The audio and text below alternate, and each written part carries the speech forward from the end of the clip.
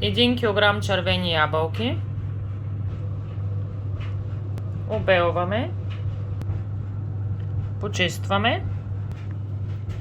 Нарязваме. И слагаме в тенджера да се варят до омекване. Слагаме 250 грама черен шоколад на водна баня. Добавяме 30 грама кокосово масло. В блендер слагаме ябълките. Разтопения черен шоколад добавяме към ябълките.